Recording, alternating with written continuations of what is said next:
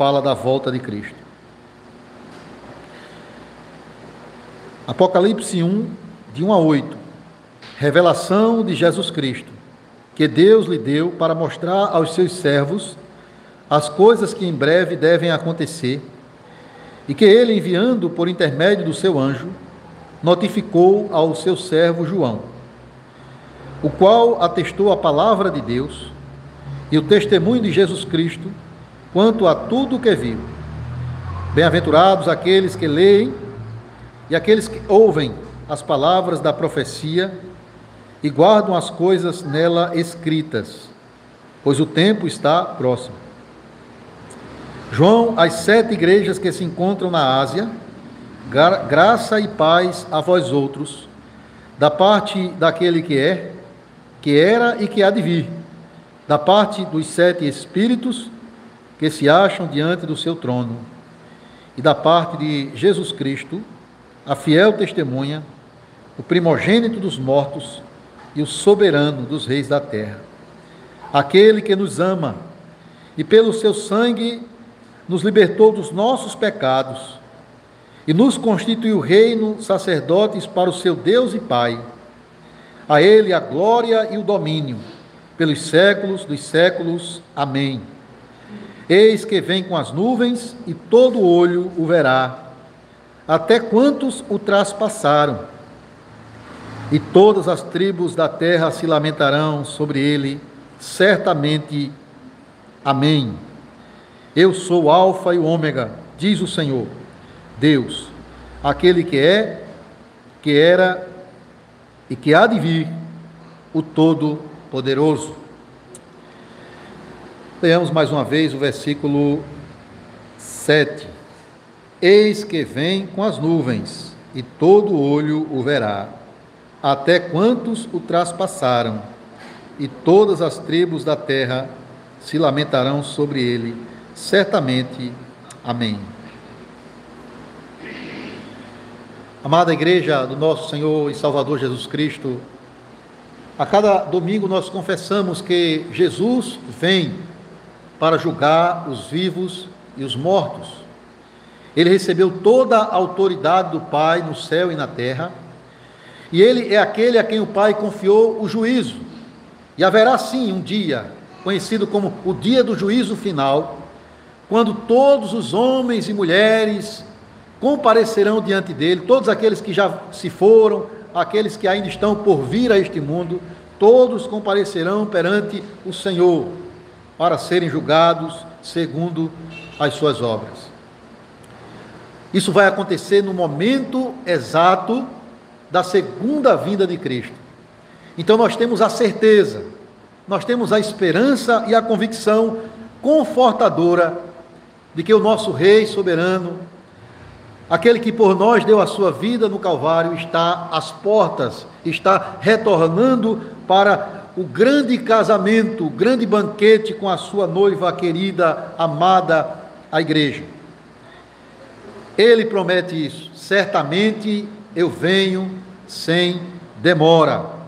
Eu vou preparar um lugar para vocês, e quando eu preparar este lugar, eu voltarei e vos receberei para mim mesmo. Nós não sabemos o dia, a hora, o momento exato, mas nós temos a certeza que a qualquer momento, como o ladrão que vem assaltar uma casa à noite, repentinamente, o Senhor voltará. Meus irmãos, a Bíblia fala muito sobre isso. No Antigo Testamento já profetiza sobre o dia do Senhor. O próprio Cristo falou muito sobre o seu retorno, especialmente lá no seu sermão escatológico em Mateus 24, e algumas parábolas também que seguiram aquele sermão, Mateus 25. Os apóstolos pregaram sobre isso, fazia parte da proclamação do Evangelho, o fato de que Jesus vem para julgar os vivos e os mortos. Aqui no livro de Apocalipse, logo na introdução do livro, há também um ensino acerca da volta de Cristo.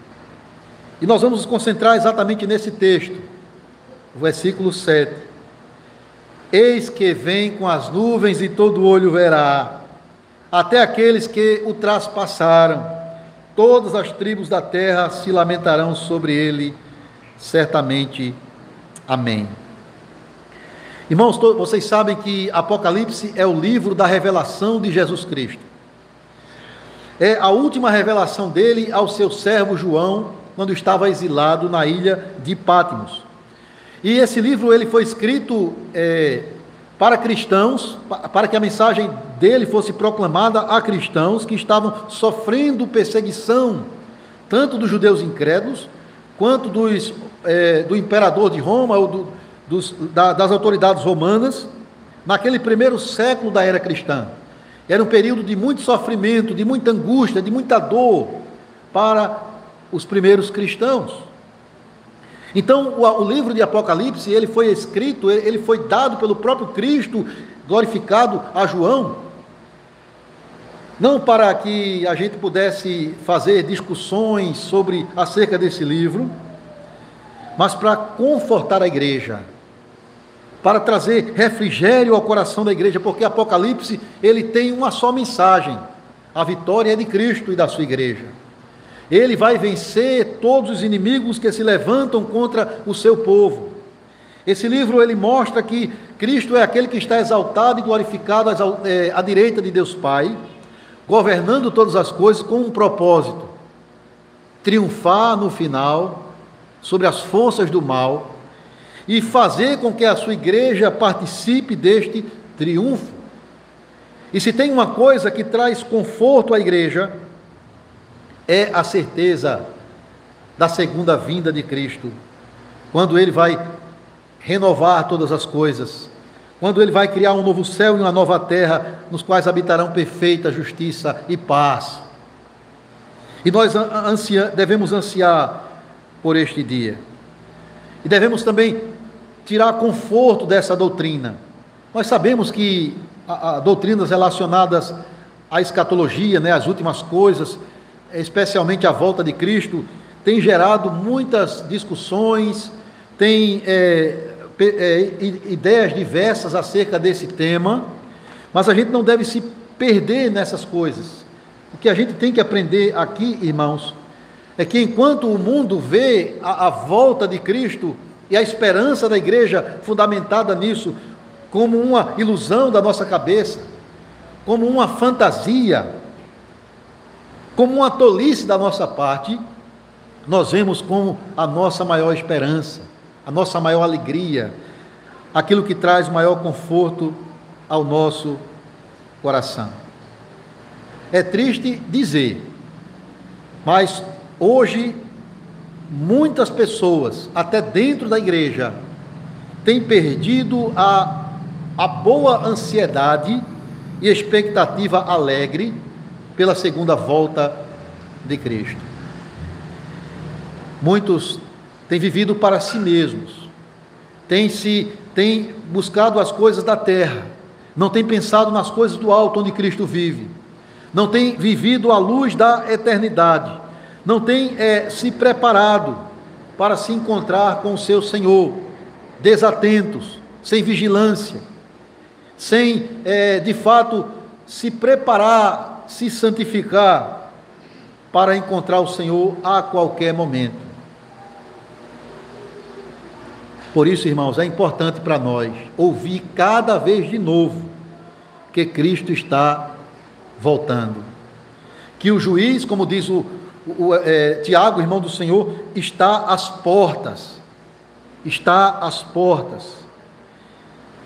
principalmente quando a gente vive numa criação que geme angústias por causa do pecado, principalmente quando a gente vive num contexto em que a dor, o sofrimento, a aflição não só recai sobre os ímpios, mas também sobre nós. Daí a importância de olhar para esse ensino. O nosso Rei, que já cuida de nós das alturas, que já governa a sua igreja e o mundo inteiro pela sua soberania, Ele vem. Nós haveremos de nos encontrar com Ele. Todas as tribos da terra todos aqueles que têm olhos para ver, verão este grande evento, acontecimento da história, a volta de Cristo. Eis que vem com as nuvens e todo olho o verá. Até aqueles que o traspassaram, todas as tribos da terra se lamentarão sobre ele, certamente. Amém. Irmãos, eu queria destacar 3 pontos, fazer 3 observações acerca dessa passagem aqui. A primeira delas é que a vinda de Jesus, a segunda vinda, será uma vinda gloriosa, poderosa. Veja, o Senhor Jesus, ele recebeu uma obra, uma missão do Pai para realizar: salvar o seu povo dos seus pecados. E para realizar essa obra, ele já veio uma primeira vez. Ele já esteve aqui em nosso meio, ele já esteve conosco, e na sua primeira vinda, irmãos, ele veio num estado de humilhação. Ele encarnou, ele assumiu a nossa fraqueza humana. Ele veio, como a Bíblia diz, na forma de um servo. Veio para sofrer, veio para morrer na cruz pelos pecados do seu povo. Assim como ovelha vai para o matadouro, ele veio para morrer, dar a sua vida em resgate por muitos. Então foi uma primeira vinda marcada por humilhação, marcada por sofrimento, da manjedoura ao Calvário. Mas isso foi o plano de Deus, que ele sofresse na carne e na alma o nosso pecado, o peso, a culpa do nosso pecado, para nos trazer a nossa redenção. Mas no terceiro dia ele ressurgiu dos mortos. E depois de 40 dias, dando ainda as últimas instruções aos seus apóstolos, ele subiu às alturas. Ele se assentou à direita do Pai, como ele próprio já tinha convicção disso. Ele disse: eu vim do mundo, eu vim do Pai para o mundo, e agora eu deixo o mundo e volto para o Pai. E lá está o Senhor. De onde voltará para buscar a sua igreja? E será uma vinda diferente da primeira, não como o servo sofredor, mas agora como um rei conquistador. Ele vem com as nuvens, diz o texto: eis que vem com as nuvens, ou seja, com todo o poder e com toda a glória, para destruir todos aqueles que se levantam contra a sua igreja, e para trazer o consolo da redenção final para o seu povo, como a gente confessou aqui no dia do Senhor 19, pergunta e resposta 52. Meus irmãos, perceba, ele virá do mesmo modo que subiu. Foi o que os anjos disseram, as testemunhas que foram seus apóstolos, quando ele subiu às alturas. Do mesmo modo, um evento glorioso, um evento que marcará a história da humanidade. Ali apenas 11 homens puderam testificar a sua subida ao céu. Mas quando ele voltar nas nuvens, com todos os seus anjos, com toda a sua glória, todo olho o verá. Talvez você, observando esse detalhe, vem com as nuvens, talvez você apenas ligue isso ao fato de que ele vem das alturas e, portanto, ele vai passar pelas nuvens e chegar até nós. Mas essa expressão, vir com as nuvens, ela traz a ideia da presença gloriosa de Deus no meio do seu povo. Perceba que o Senhor, ele caminhou com o seu povo na peregrinação do deserto. À noite numa coluna de fogo e durante o dia numa nuvem, que indicava a presença gloriosa do Senhor no meio do seu povo. Então, vir nas nuvens indica a majestade, a grandeza, a glória de Cristo, a presença gloriosa dele no meio do seu povo.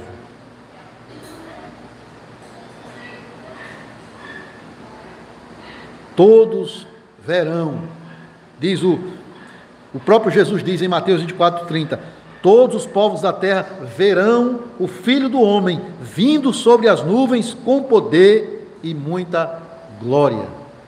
Meus irmãos, todos os povos da terra incluem também os filhos de Deus, os remidos do Senhor, nós aqui também. Nós vamos contemplar aquele que por nós lá atrás, no passado, morreu. Todos vão estar diante daquele que vive e reina para sempre, que foi morto, mas que vive e reina para sempre. Então você, que dedicou sua vida a Cristo, você que sofreu pela causa dele, do seu reino, da sua igreja, você que foi perseguido por amor a ele, o verá em toda a sua glória. E não somente o verá, você participará da glória dele.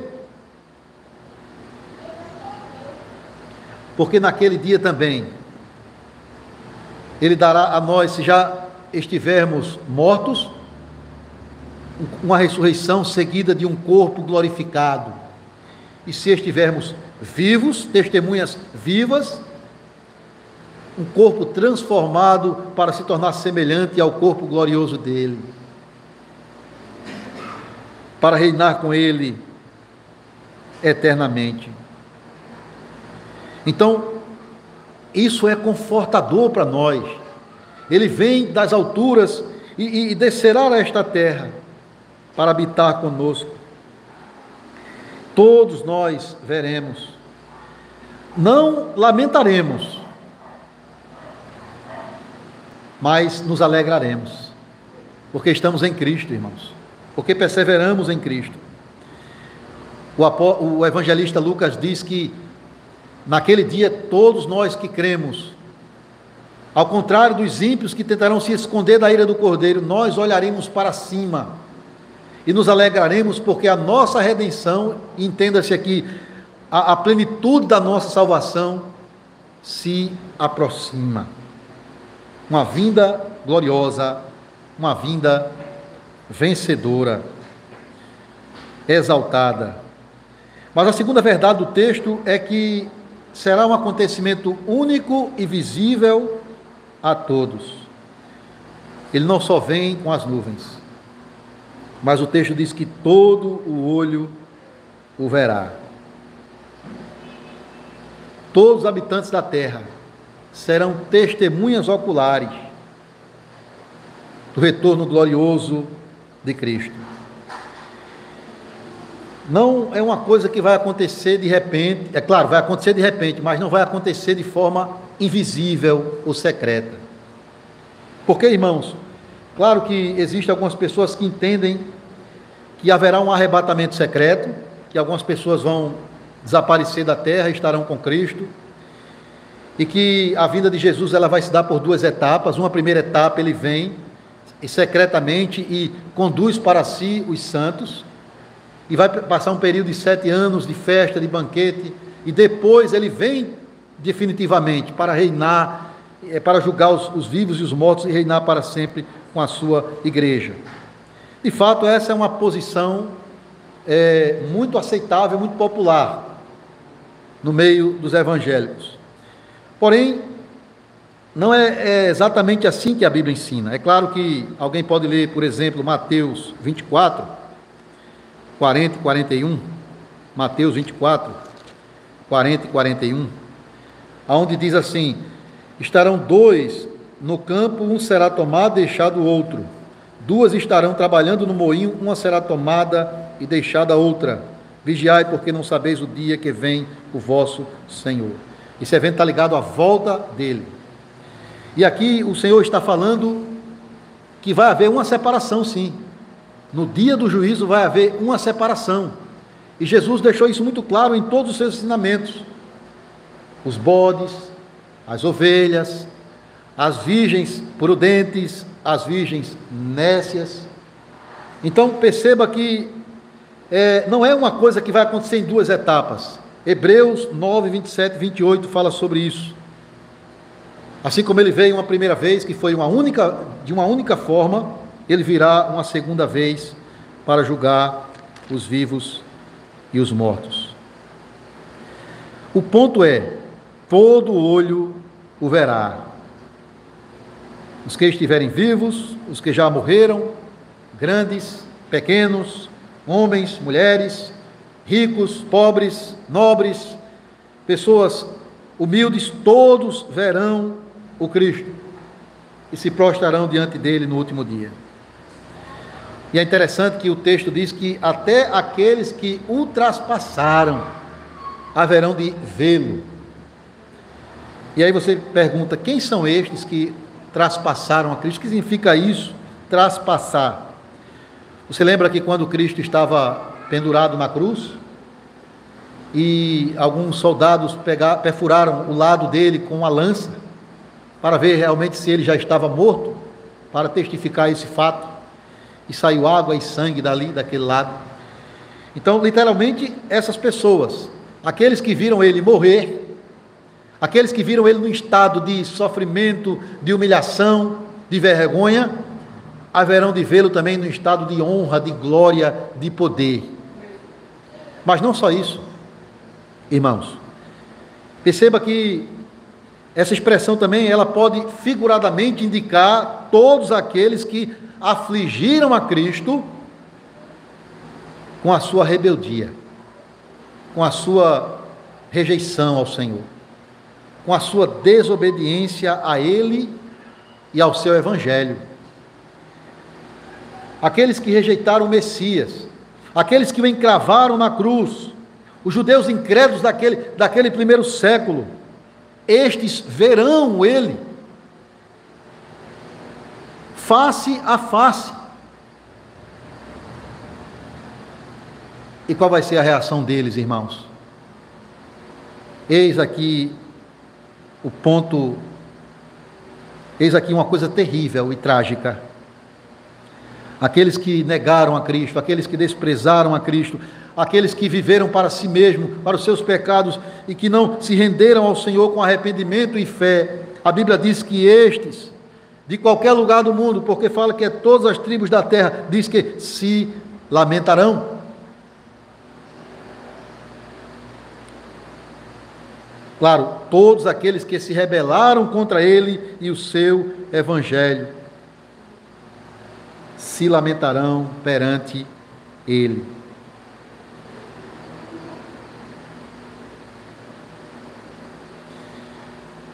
O próprio Cristo já tinha dito isso lá no seu sermão escatológico, Mateus 24, 30, ele diz: então aparecerá no céu o sinal do Filho do Homem, todos os povos da terra se lamentarão e verão o Filho do Homem vindo sobre as nuvens com poder e muita glória. E você pergunta: que lamento é este? Será um lamento de arrependimento? Será um lamento de realmente reconhecer que pecou contra o Senhor e que agora essas pessoas estão arrependidas? Não mais. Não mais, porque o tempo passou. Irmãos, esse lamento não é de arrependimento. Esse lamento aqui é de desespero, é de vergonha, é de angústia, porque não há mais saída. É isso que Apocalipse 6,16 fala, o pavor dessas pessoas naquele dia, o medo, a dor, o desejo de morrer, de que os montes caiam sobre si, de que sejam soterrados, para não ter que contemplar o Cordeiro na sua ira. Irmãos, isso aqui é sério. Isso aqui é algo que mostra que essa segunda vida, enquanto de um lado ela é confortadora, ela é animadora, ela traz refrigera a nossa alma em meio às nossas angústias aqui na terra, para o ímpio, para aquele que rejeitou a Cristo e o Evangelho, meus irmãos, é desesperador. Não podemos nem imaginar a vergonha, a tragédia, a dor, a angústia daqueles que traspassaram o Filho de Deus. Não haverá mais volta. O Senhor já deixou isso muito claro. Quem creu será salvo, quem não creu será condenado. Então, o que é que resta para nós diante disso? Resta para nós pregar, proclamar, anunciar o Evangelho. Claro, que fala do amor de Deus, o amor redentor de Cristo, do perdão dos pecados que Ele ganhou na cruz, da vida eterna, mas também fala de que devemos chamar as pessoas à fé e ao arrependimento, porque é tempo ainda de salvação. O apóstolo Pedro falou que o Senhor não retarda a sua vinda, Ele é longânimo, Ele está demorando um pouco mais, porque Ele é longânimo, Ele não quer que ninguém se perca, mas que todos cheguem ao arrependimento. Ainda é tempo. Então, se alguém que ouve essa pregação ainda não se rendeu aos pés de Cristo, não deixe para amanhã. O amanhã é o dia do diabo nesse sentido. Ele sempre vai inculcar na sua mente: deixe para amanhã, deixe para amanhã. Não busque ao Senhor, viva a sua vida para você mesmo. Mas amanhã pode ser muito tarde. Hoje, a Bíblia diz, hoje é o dia da salvação. Renda-se a Cristo. Os sinais estão aí. O aumento da iniquidade, a violência, o amor se esfriando de quase todos. A gente vê isso quando vemos igrejas fiéis vazias, muitas vezes. Nós vemos a maldade se multiplicando no mundo. Nós vemos os sinais com epidemias, desastres, enchentes, secas e tudo mais, indicando que Ele está às portas, que Ele vem com as nuvens e todo olho verá, também aqueles que o traspassaram. Mas para eles não há esperança se não houver hoje arrependimento, para que não tenham a mesma condição daqueles que tentaram ainda bater na porta da arca de Noé. Abre-nos a porta, deixa-nos entrar. Não haverá mais oportunidade. Hoje, aqui e agora, é o dia da salvação.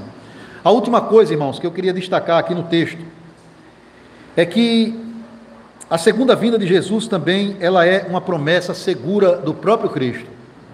Uma promessa segura do próprio Cristo. Será uma vinda gloriosa, Ele vem com as nuvens. Será uma vinda visível, todo olho verá. E será também uma vinda segura, certa, garantida.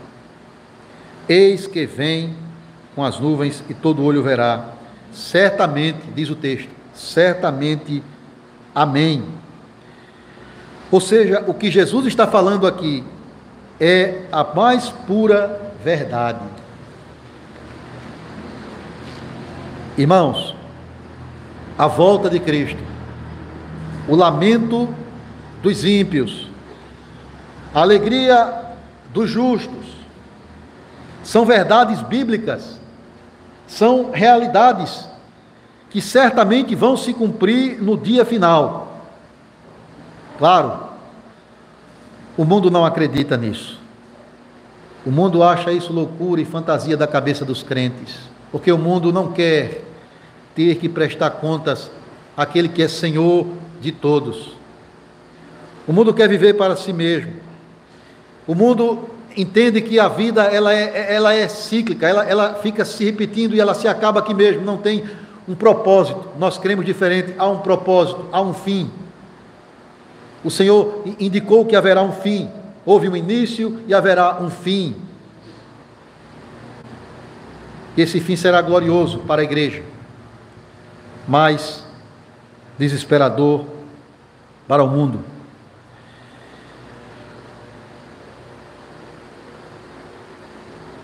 Nós dizemos amém às promessas de Cristo. Nós consideramos como certas e seguras todas as promessas que Cristo fez na sua palavra. Ele prometeu que iria enviar o seu Filho, e cumpriu, na primeira vez. E essa é a única promessa que ele ainda vai cumprir em relação à sua igreja, a sua segunda volta para trazer a plenitude da salvação. Quem está dizendo isso é aquele que é em si mesmo a própria verdade, é aquele que não pode mentir, é aquele cuja palavra da sua boca é a mais pura e absoluta verdade. Que bom ouvir isso, irmãos. Para você que está passando por luta, para você que está enfrentando dificuldade, para você que está sufocado com as aflições desse tempo presente, não abandone a sua fé e nem perca a sua esperança. O autor aos Hebreus nos encoraja dizendo: guarde firme a confissão da esperança, sem vacilar, porque aquele que fez a promessa é fiel. Ele não volta atrás nas suas palavras. Ele vem, e toda angústia, todo sofrimento, todo gemido da criação e também do crente cessará, irmãos. Porque o Senhor está às portas, porque o dia da redenção da igreja se aproxima. Então você tem que se alegrar com isso. Veja que confissão maravilhosa, o dia do Senhor. 19, a pergunta 52. Veja o que é que diz aqui.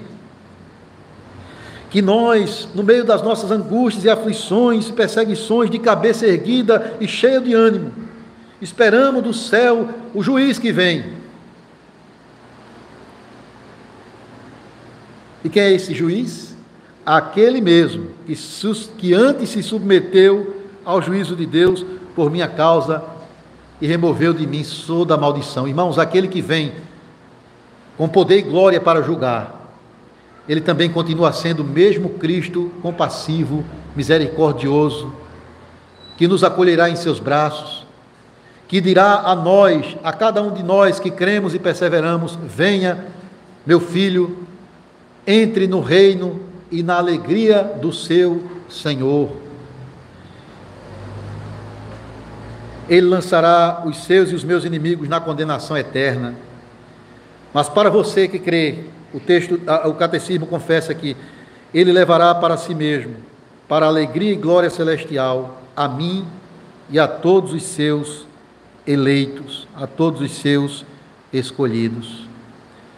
E temos de fazer diante disso aquilo que Paulo diz em Romanos 13: desperte-se do sono, porque a sua salvação está agora mais perto do que quando no princípio você acreditou.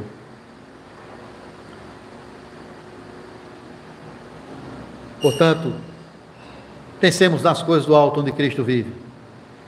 Vivamos, irmãos, cada um de nós, o hoje, como se o Senhor fosse chegar amanhã.